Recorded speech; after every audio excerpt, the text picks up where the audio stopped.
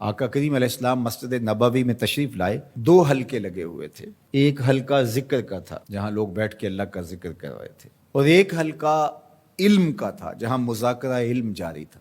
تو حضور تشریف لائے اور دونوں حلقوں کو حضور نے پسند کیا۔ ذکر کرنے والے حلقے کو بھی حضور نے پسند کیا، جو ایک گوشے میں بیٹھ کر مسجد نبوی کے کونے میں بیٹھ کے اللہ کے ذکر میں مشغول تھے، تو حضور نے اس کو بھی پسند کیا۔ لیکن جہاں مذاکرہ علم ہو رہا تھا جا کے بیٹھے حضور اس میں، تو گویا حضور نے عملی پیغام دیا کہ علم کتنی اہمیت رکھتا ہے اور علم کا مرتبہ کیا ہے۔ حدیث پاک میں آتا ہے کہ قیامت کے دن وہ طالب علم جو طلب علم میں فوت ہو گیا، پورا علم حاصل نہیں کر سکا، ابھی طالب علم ہی تھا کہ دوران تعلیم ہی فوت ہو گیا، قیامت کے دن جنت کے 100 درجے ہیں، تو جس درجے میں نبی ہوں گے اس کا اور نبیوں کا صرف ایک ہی درجے کا فرق ہوگا۔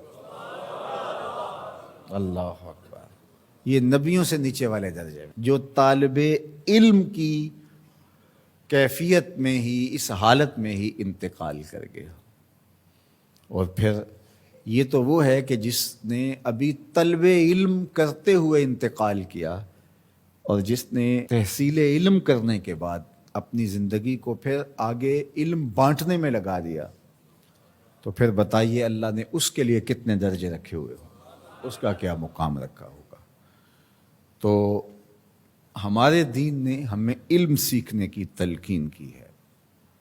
افضل کون ہے، اشرف کون ہے، تم میں سے بہتر کون ہے؟ تو حضور علیہ السلام کا فرمان سن لیجئے، خیرکم من تعلم القرآن وعلمہ۔ تم میں سے بہتر کون ہے؟ جو قرآن سیکھتا ہے اور آگے سکھاتا ہے۔ تو سیکھنے سکھانے کا عمل ہمیں بتایا گیا، زندگی اس میں گزرے، زندگی سیکھنے میں گزرے، پھر سکھانے میں گزرے۔ یہ ساری زندگی کا نچوڑ ہے جو ہمارے دین نے ہمیں دیا۔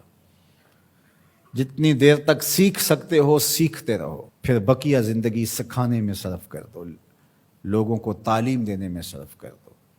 اور سیکھنے کے لیے تمہیں مشقت سہنی پڑے، تمہیں اذیت سے گزرنا پڑے۔ حضرت امام شافعی علیہ رحمہ فرماتے ہیں کہ طلب علم میں تمہیں ذلت کا سامنا کرنا پڑے تو کر جاؤ، اذیتوں سے گزر کر کے تحصیل علم کرنا پڑے کرو۔ بلکہ فرمایا اطلب العلم ولو بالسین، علم حاصل کرو اگرچہ تمہیں چین ہی کیوں نہ جانا پڑے۔ یعنی لمبا اور طویل اور مشقتوں بھرا سفر ہی کیوں نہ کرنا پڑے، لیکن تم تحصیل علم کے لیے مشقتوں بھرا سفر کر لو، لیکن علم سے کبھی بھی اپنے آپ کو دور نہ رکھو۔ تو یہ ہمارا دین ہے جو ہمیں سکھاتا ہے۔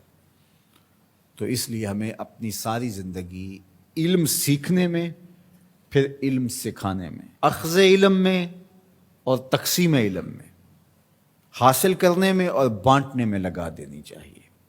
یہ سب سے افضل عمل ہے اس امت کے لیے، سب سے اشرف اور سب سے اعلیٰ و ارفع کام ہے اس امت کا، اور سب سے اچھا وظیفہ اس امت کا یہی ہے کہ وہ طلب علم میں لگا رہے اور علم بانٹتا رہے۔ انسان علم سیکھ جائے، پھر حضور کا غلام مسلمان علم سیکھ جائے، تو وہ اپنے باقی مشارکات سے تو ممتاز ہوتا ہی ہوتا ہے، حتیٰ کہ وہ کتا جو سیکھ جائے، جس کو شکار سکھا دیا جائے، اور وہ کتا جو سیکھا ہوا نہیں ہے، دونوں کے لائے ہوئے شکار میں فرق ہے۔ تو کتا سیکھ جائے تو وہ کتوں سے ممتاز ہوتا ہے۔